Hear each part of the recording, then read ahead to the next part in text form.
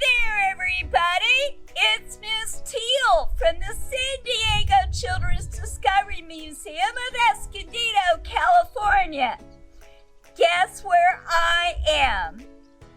I'm on top of my roof with one of my favorite things about my home, my solar panels. My solar panels run my refrigerator, my oven, my vacuum cleaner, all of my computers, and my television. It takes the beautiful sunlight that comes to the earth and makes it into electricity for my family to use. Let's go learn more about solar energy. The sun's energy travels to our planet in waves of tiny little particles called photons. You and I can feel the photons on our body as heat, and we can see the sunlight all around us. Plants use these photons' energy in other ways. They collect the sunlight in the green leaves and convert them into energy that the plant can use as food. Solar panels, like the ones on my roof, work in a very similar way. Come on, I'll show you.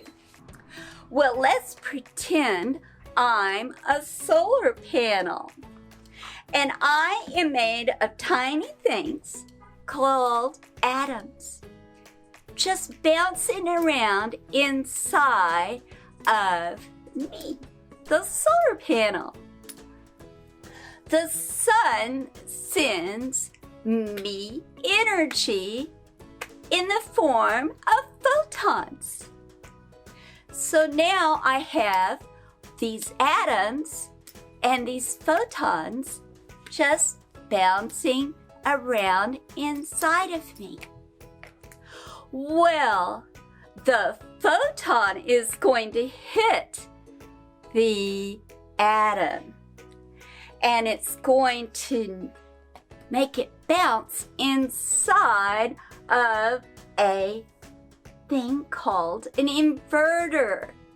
The inverter now is full of energy, but it's called direct current energy.